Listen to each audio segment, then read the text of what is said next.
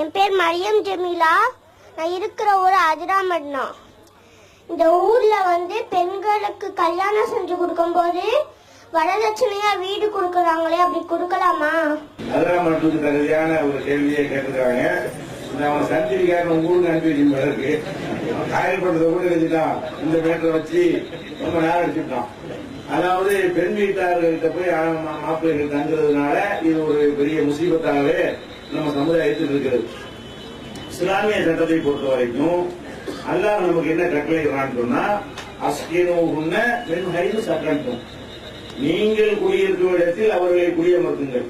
ஆம்பளைக்கு அல்லாஹ் என்ன சொல்றான்னா, உங்க மனைவிமார்களை நீங்க தான் என்ன செய்யணும், குடியிருக்கிறதுக்குரிய இடம் கொடுக்கிறது ஆம்பளைக்குரிய கடமை, சோறு கொடுக்கிறது அவனுடைய கடமை, உடை கொடுக்கிறது அவனுடைய கடமை, இருப்பிடம் கொடுப்பது அவனுடைய கடமை. அப்ப ஆண் மீது இது என்ன செய்யப்பட்டிருக்கு, காலகாலத்துக்கு இது சுமத்தப்பட்டிருக்கிறது. அப்ப இந்த மாதிரி ஒரு நேரத்துல கல்யாணத்தின் போது என்ன செய்யறாங்க, இந்த ஊர்ல காயல்பட்டணத்துல கீழக்கரை சில நாகூர் மாதிரி சில தமிழ்நாட்டில் ஒரு 5-6 ஊர்கள் இருக்குது. இந்த ஊர்கள் என்ன பண்றாங்கன்னு கேட்டா, பெண் வீட்டாரு நம்மள ஒரு பெண்ணை பார்த்தா வீடு கண்டிப்பா என்ன செய்யணும், அவனுக்கு வேணும் அப்படின்னு ஒரு பழக்கம். வீடு மாப்பிள்ளையே கொண்டு இருந்து வர அப்படியா, இந்த வீடு சீரமா கொடுக்குறா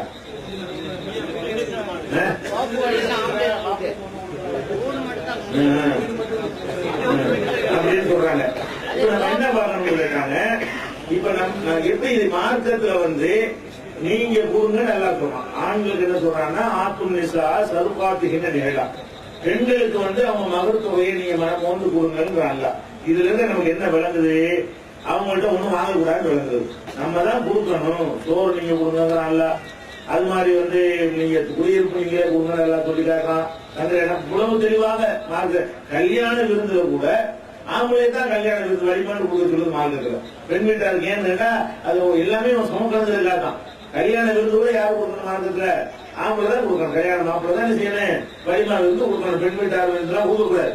அப்ப அந்த அளவுக்கு மார்க்கத்துல சொல்லி இருக்கும் பொழுது நீங்க ஒரு ஊர் வேணும் நீங்க கேட்டீங்கன்னு சொன்னா அது எந்த வகையில் நியாயமாகும்? ஒரு ஆம்பளை இது எப்படி உடன்பட முடியுமா? அல்லாஹ்வுடைய கட்டளை அப்பட்டமாக மீறிய கூட்டம் தான் இதுல வரும். ஒண்ணு. ரெண்டாவது நீங்க பாக்கணும் என்னன்னு கேட்டா, இந்த வீடு வேணும் நீங்க கேட்கறதுனால அந்த குமர்கள் தேங்கி கிடக்கக்கூடியது அதிகரிக்கும். எல்லாரும் ஊடுருவ முடியுமா? ஒரு வீடு சொன்னா சாதாரண விஷயமா 5000 10,000 மற்ற ஊர்ல கேட்கற மாதிரி கேட்கலாம், இதை தோது பண்ணிட முடியும். ஒரு வீடு வாங்குறதுல இன்னைக்கு உள்ள காலகட்டத்தில் என்ன ரேட்ல இருக்கிறது, ஒரு சென்று 1 லட்ச ரூபாய் 2 லட்ச ரூபாய் 3 லட்ச ரூபாய் ஊருக்கு தகுந்த மாதிரி இருக்கக்கூடிய நேரத்துல ஒரு காலி மனையே 10 லட்ச ரூபாய் வேண்டி இருக்கிறது, கட்டுறதுக்கு ஒரு 20 லட்ச ரூபாய் தேவைப்படுகிறது. அப்ப இந்த மாதிரியான ஒரு அடிப்படையில எவ்வளவு பெரிய பட்ஜெட் அது. வீடு இல்லாத ஒருத்தனா இருந்தானா அவன் புள்ள பார்த்தா என்ன தெரிவிக்க ஆளாவது. அப்ப அதுலயும் அவன் போய் தற்கொலை பண்ணக்கூடிய நிலைமை, மனநோய்க்கு ஆளாகக்கூடிய நிலைமை, இதெல்லாம் பல வருஷங்களுக்கு குமர்கள்லாம் தேங்கி கிடக்கக்கூடிய நிலைமை. தேங்கி கிடக்கிற காரணத்தினால தவறான ஒரு நடத்தைகளுக்கு ஒரு ஒழுக்கக்கேடுல ஈடுபடும், அதை தள்ளக்கூடிய ஒரு நிலைமை, இதெல்லாம் ஏற்படுமா ஏற்படாதா? அது போக என்னன்னு கேட்டா, இன்னொரு விஷயம் என்னன்னு கேட்டா, ஒரு வீட்டுல நம்ம ஆண் வீட்டுல பெண் இருந்தா சுயமரியாதை பிரச்சனை வராது. பெண் வீட்டுல போய் ஆம்பளை இருக்கும்போது அவனுடைய ஈகோ பிரச்சனை பாதிக்கும். ஒரு ஆம்பளைக்கும் பொம்பளைக்கும் உள்ள குணாதிசயத்துல என்ன வேறுபாடு கேட்டா, ஆம்பளைக்கு ஈகோ அதிகம், பொம்பளைக்கு அந்த ஈகோ கம்மி தான். ஆணுக்கு மாதிரி பொம்பளை செய்ய மாட்டா, ஈகோ பார்க்க மாட்டான். அதனால என்ன செய்யலாம், கல்யாணம் பண்ணும்போது பாருங்க, ஒரு படிச்சவன் படிக்காத பொண்ணை கட்டவே படிக்காத ஒருத்தன் படிச்ச பொண்ணை வேணாண்டுவான். ஏன் வேணாம், கூடுதல் விவரம் தானே. படிக்காத பொண்ணு படிச்ச மாப்பிள்ளையை கட்டிக்கிறது ரெடியா முன் வரும். படிச்ச மாப்பிள்ளைகிட்ட கேட்க, ஒரு 10ஆம் கிளாஸ் படிச்சுட்டு போய் ஒரு எம்ஏ பொண்ணு கட்டிக்கிறா மாட்டேன், அம்மா மாட்டேன். ஏன் எம்ஏல கூட தானே, ஏன்னா அங்க ஈகோ வந்துடும். ஏன் நம்மளோட கூட தெரிஞ்சுன்னா நம்ம கடந்துட்டுவாவ ஒழுங்கா இருக்கணும் அவன் நினைக்கிறான், ஆம்பளை நினைக்கிறான், அந்த மாப்பிள்ளை வீட்டுக்காரன் நினைக்கிறாங்க. வரக்கூடிய பெண் நமக்கு மேல கொஞ்சம் கூடுதலா படிச்சிருக்குன்னு சொன்னா அழக மாட்டாங்க, அந்த படிப்பு திமுறை காட்டுவாங்க. அவங்க சாதாரண இருந்தாலும் அப்படி நினைக்கிறாங்க. சும்மா படிச்ச விஷயம் சொல்லி கொடுத்தா கூட படிச்ச படிப்பு திமுறான்னு என்ன செய்வாங்க, கேட்பான். அதுதான் என்ன பண்றாங்க, படிப்பு விட்டுருங்க, ஆணிமா வேணாம். எத்தனை பேர் சாதாரணமா ஒரு படிக்கிறவன் ஆலிமா கொஞ்சம் கூட படிச்சிருப்பாங்கல்ல, உங்களோட ஆலிமான மடக்கம் இப்படின்னு எதுக்கு இதை சொல்றேன், ஒரு ஆம்பளைக்கு இந்த மாதிரி ஒரு எந்த மதத்துக்காரங்களா இருந்தாலும் சரி, ஆம்பளைன்னா 95% ஆண்கள் இருக்குது. அவங்க அந்த பெண் ஆதிக்கம் இருக்கிறது அவங்களுக்கு பிடிக்க மாட்டேங்குது இயற்கையை. அவங்க அவங்களோட கொஞ்சம் அடங்கி இருக்குங்கிற மாதிரியே இருப்பில் என்ன செய்யறாங்க, அவங்க பழகப்பட்டு இருக்கிறாங்க. ஆனால் இது வந்து அவங்க வீட்டுல போய் நீங்க வந்து சுயமரியாதையை விட்டுட்டு போய் தங்கும் பொழுது உங்களுக்கு தன்னால மான பிரச்சனை ஆகும். ஆனா உங்களுக்கு ஒண்ணு கேட்க இயலாது. ஏன்னா அவங்க உங்க வீடு இல்லையில, அவங்க வீட்டுல இருக்கிறீங்க. நீங்க என்ன வேணா அவங்க பேசினா கூட என்ன செய்ய முடியாது, திடீர்னு வீட்டுக்கு போ அப்படின்னு சொல்ல முடியாது. நீ வீட்டுக்கு கொண்டுவாங்க, ஏன் அவங்களா இருக்கிறது. அப்ப அந்த மாதிரியான ஒரு நிலையில இருக்கும்போது ஆணுடைய சுயமரியாதையும் பாதிக்கப்படுற ஒரு நிலைமை ஏற்படும். அது போக சில விஷயங்களை வந்து மார்க்க ரீதியாக உணவு விஷயங்களாக சில பெண்களை வந்து சில விஷயங்களை கண்டிக்க வேண்டிய நிலை ஏற்படும். ஆண் தான் நிர்வகிக்கக்கூடியவன். அவர்களுக்காக பவாமும் அவர்கள் நிசான்னு சொல்லி உங்களுக்கு கண்டிக்க இயலுமா? உங்களுக்கு எப்படி கண்டிப்பீங்க? கண்டிக்க வேண்டிய காரியத்தை கண்டிக்கணும் வருதுல. அப்படி கண்டிச்சத்தை வரும்போது உன் விடாது கேட்டாங்கன்னா உங்களுக்கு ஒன்றும் செய்ய முடியாது. ஏன்னா கண்டிக்கிறான்னு எங்கேயும் கண்டிச்சிக்க எங்க விடு. அப்ப கண்டிச்சு என்ன கண்டிச்சு ஏதாவது நீங்க நடவடிக்கை எடுப்பேன்ற ஒரு இது இருந்தா தான் அவங்க ஒழுங்கா இருப்பாங்க. அப்ப இது வந்து நம்ம பல வகையில பார்க்கும்போது மார்க்கத்துக்கு தப்பா இருக்கிறது, சமூகத்துக்கு கேடா இருக்கிறது, அது மாதிரி வந்து பெண்கள் தேங்கி கிடப்பதற்கு காரணமா இருக்கிறது. இது வந்து ரொம்ப ஒரு பாரதம் வரதட்சணை மிஞ்சின ஒரு குற்றமாக தெரிகிறது. ஆனா தமிழ்நாட்டில் எங்கேயும் இல்லாம அந்த 4-5 ஊர்கள்ல மட்டும் என்ன செய்யற இந்த பழக்கம் இன்னைக்கு 20ஆம் நூற்றாண்டுல எங்களுக்கு ஆச்சரியமா இருக்குது.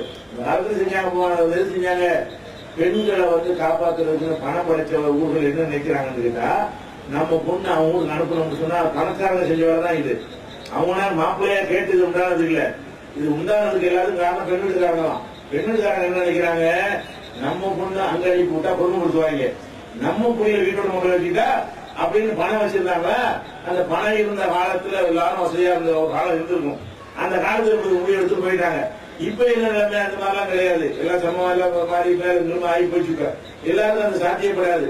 அந்த மாதிரி ஆண்களை அடிமைப்படுத்துறதுக்குன்னே உண்டாக்குற திட்டம் இது. அதை வழங்கிக்கணும். பெண்ணை பெற்றவங்க ஆண்களை வீட்டுக்குள்ள கொண்டாந்து அடிமையா வச்சுக்கிறேன் என்பதற்காகத்தான் சூழ்ச்சியோட நின்னாங்க.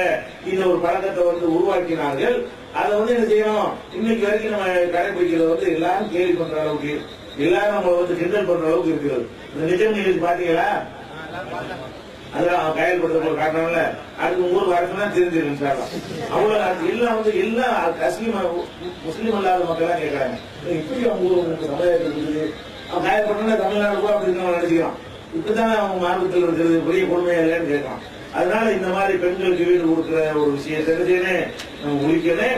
இது வந்து எல்லாரும் செய்யும் போது யாராவது ஒருத்தர் வந்து முன் வரணும். ஏன்னு ஒரு பழக்கமா இருக்குன்னு அதை தௌஹீத்வாதிக்கு உழைக்க மாட்டாங்க. நம்ம வருத்தமான விஷயம் தெரியுமா, தௌஹீத் இருக்கிறோம், எல்லா சிறுக்கு எல்லாம் கரெக்டா இருக்கும், தர்காமதுகள் எல்லாம் எல்லாம் கரெக்டா இருக்கும். கல்யாணம் வரும்போது மட்டும் என்ன பண்ணிடுறோம், ஊர் வழக்கம். ஏன்னா அது சங்கீதத்து வர இன்னொரு பின்னி கிடைக்குது. ஏன்னா நீங்க உங்க வீட்டுல ஒரு ஆம்பளை பொம்பளை பையன் இருப்பீங்க.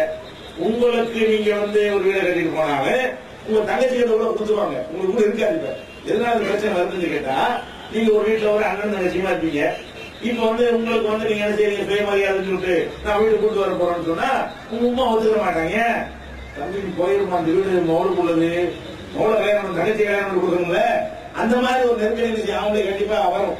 என்ன பின்னி கிடக்கு ஒண்ணு அது பின்னி கிடக்கக்கூடிய நேரத்துல ஒரு ஆம்பளை இதை தைரியமா செய்யறதா இருந்தால் அது வந்து அவனுக்கு எங்க பிரச்சனை வருது, அவன் தங்கச்சிமார்களுக்கு வந்து மச்சினமார்களுக்கு வீட்டுல வைக்கக்கூடிய நேரத்துல நம்ம தன்னால வெளியே இருந்துங்கிற ஒரு நிலை உண்டாகி போயிடும். அதுக்கு அவன் என்ன பண்றான், சரி நம்ம தங்கச்சி வீடு கொடுத்தா நம்ம இருந்துக்குவோம். அந்த மாதிரி நிலையில இது ஒண்ணு தொடருது காரணம் என்ன, இதுதான்.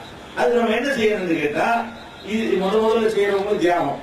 என்ன தியாகம்னு கஷ்டம் தான். வாழை இருக்கும், வீடு கட்டி பரவாயில்லை. ஒரு ஜெனரேஷன் நம்ம ஜெயிச்சு காட்டிட்டோம்னு சொன்னா புரிஞ்சிடும். யார பூனைக்கு யார் மணி கட்டுருந்தாங்க மேட்ரு, மணியை கட்டிட்டா கண்டுபிடிச்சிடலாம்ல. பூனைக்கு ஏதாவது பூனை பாலை குடிச்சிட்டு போயிருக்கலாம். அது பாலை குடிக்காம இருக்கிறது, பூனைக்கு மணி கட்டி விடுங்க. மணியை கட்டி விட்டா யாரும் மணி கட்டுறது, மணி கட்டுறது பிரச்சனை. இப்ப மணியை கட்டி விட்டா அது வந்து தெரிஞ்சுக்கிட்டு. அந்த மாதிரி என்ன செய்யறது, பூனைக்கு மணி கட்டுறதும் பஞ்சாயத்தை போயிருக்குது. இப்ப என்ன செய்யணும், யாராவது ஊட இல்லாட்டாலும் பரவாயில்லை, நம்ம என்ன தங்கச்சின்னு கூட கொடுக்க ஊர் வழக்கப்படி நீ செஞ்சுக்கணும். நான் எனக்கு பிரச்சனை இல்லை. எனக்கு வந்து நான் வந்து என் வீட்டுல தான் எனக்கு இருக்கணும். ஒரு வாடகை வீட்டுல கூட நான் இருப்பேன், நான் ஒரு குடிசையில கூட இருப்பேன். அப்படிங்கிற அளவுல யார் வரணும், இளைஞர்கள் கொஞ்சம் முன் வந்து யாராவது செஞ்சு வச்சுட்டாங்கன்னு சொன்னா அதுவே பழக்கம் வைக்கும். முதல் செய்யறதுதான் கஷ்டமா இருக்கும், ஆரம்பிச்சு வைக்கிறதுதான் கஷ்டமா இருக்கும். ஆனா இவங்களுக்கு என்ன கிடைக்கும் தெரியுமா, ரசூல் ஸல்லல்லாஹு அலைஹி சொல்றாங்க, மன் சன்ன சுன்னத்தன் ஹஸனத்தன் வலஹு அஜ்ருஹா வ அஜ்ரு மன் அமில பிஹா. யார் ஒருத்தன் கெட்ட செயல்கள் நடக்கிற ஒரு ஊர்ல ஒரு அழகான முன்மாதிரியை முதல்ல செய்கிறானோ அவனை பார்த்து யாரெல்லாம் செய்கிறார்கள் கியாமத் நாள் வரைக்கும் எத்தனை பேர் இதை ஃபாலோ பண்றாங்களோ அந்த கூலி எல்லாம் தார்பாக நம்ம நாட்டுல வரவாகும். இந்த இளைஞர்கள் யாராவது முன் வந்து செஞ்சு 4 பேர் செஞ்சிட்டீங்கன்னா 5வது சரசம் ஒழிப்பிடும். அப்ப அந்த காலத்துல ராத்திரி எல்லாம் கல்யாணம் பண்ணாங்க. அந்த காலத்துல நினைச்சாங்க இரவுல போட்டு மாப்பிள்ளைய 11 மணிக்கு மாப்பிள்ளைய வந்து குதிரை ஏற்றி விட்டு ஊரை பூரா சுத்தி விட்டு 4:30 மணிக்கு கொண்டாந்து வீட்டுல ஊராங்க மாப்பிள்ளைய கல்யாண மாப்பிள்ளைய இப்படிதான் இருந்துச்சு. இப்போ இல்ல, இப்ப இல்ல. அப்ப என்ன பண்ணாங்க அந்த காலத்துல சில இளைஞர்கள் அதை உடைச்சு இருந்தாங்க பகல் கல்யாணம் சில பேர் வச்சாங்க. அது நம்ம தௌஹீத் ஜமாத்தும் ஒரு முக்கிய காரணமா இருந்தது. இந்த தப்லீக் ஜமாத்துக்கார அந்த வேலையை செஞ்சாங்க. தப்லீக் செஞ்சாங்க இந்த பள்ளிவாசல் கல்யாணம் பகல் கல்யாணங்கிற ஒரு மெத்தட்ல செஞ்சாங்க. அது அவங்களுக்கு ஒரு பங்கு இருக்குது. அது ஒரு பழக்கமாக்குறாங்க பாருங்க. 4 பேர் செய்யற மாதிரி ஒரு மாதிரி பார்த்துட்டு இருந்தாங்க. இப்ப ராத்திரி கல்யாணம் இருக்கா? ஏன் இத்தனை வருஷமா இருக்க உலகத்துல முதல்ல அப்பதான் இருக்கு. 4 பேர் கொஞ்சம் சிரமப்பட்டு 4 பேர் செய்யும் போது கொஞ்சம் கஷ்டமா இருக்கு. 5வது எல்லாரும் அப்படி எப்படி முடியாதும் எல்லாம் முடியாதும். அதனால நீங்க என்ன செய்யணும், இதை ஒரு முடிவு எடுக்கணும். அது மாதிரி பொம்பளை பிள்ளைய வச்சுக்கணும் என்ன செய்யணும்னு கேட்டா, நீங்க வந்து நம்ம வீட்டுல மாப்பிள்ளை கொண்டு வரணும். அந்த உங்க பலவீனம் இருக்குது. அதாவது ஆம்பளை மட்டும் குற்றவாளி கிடையாது. பெண்ணை பெற்றவர்கள் வந்து உங்க வீட்டு மருமவன் உங்க வீட்டுக்குள்ள வந்து அடிமையா இருக்கணும்னு விரும்புறீங்களா இல்லையா? நீங்க என்ன செய்யணும், உங்களாம் தர முடியாது. நீங்க உங்க பொட்டாட்டி கூட்டி கொண்டு போய் மார்க்கெட்டுல வாழ வகையில் கேட்கறதுக்கு என் தாய்மார்களோ அந்த பெண்ணை பெற்றவங்க ரெடியா இல்ல. ஒரு சைடுல குற்றம் சுமத்த முடியும் ஆம்பளை மட்டும். அவங்க பொண்ணை பெற்ற பெற்றோர்கள் என்ன செய்யறாங்க, காரணமா இருக்கிறாங்க. அவங்களும் என்ன செய்யணும், யாராச்சும் முன் வந்து நான் வந்து வீட்டுக்கு நீ வீட்டோட மாப்பிள்ளை வச்சுக்க முடியாது, என் பொண்ணை நீ கூட்டிட்டு போ, நீ புருஷனா இரு, அடிமையா இருக்காத அப்படின்னு சொல்லக்கூடியவர்களாக ஒரு 2 பெண்ணை பெற்றவர்கள் முடிவு எடுத்துட்டாங்கன்னு சொன்னா, 2 மாப்பிள்ளை முடிவு எடுத்துட்டாங்கன்னு சொன்னா டோட்டல் சரியாயிடும். அது ஒரு கஷ்டமான ஆரம்பத்துல கஷ்டமா இருக்கும். ஏன்னா பிராக்டிகலா உள்ள விஷயத்த அவங்க சொல்லிவிட்டேன். வாடகை வேலையாவது பிடிங்க. அல்லது என்ன செய்யுங்க, சமுதாயத்தில் இருந்து என்ன செய்யுங்க, இந்த மாதிரி உழைச்சு வர தௌஹீத் ஜமாத் இருக்கீங்க, ஜமாத்துலாம் இருக்குது, இவங்க எவ்வளவு இடங்கள் போகிறோம் வச்சிருக்காங்க, ஒரு 25 வீடு கட்டி விடுங்க. எவன் உழைச்சிட்டு வர்றானோ அவன் இந்த வீட்டுல போய் இருந்துக்கலாம்.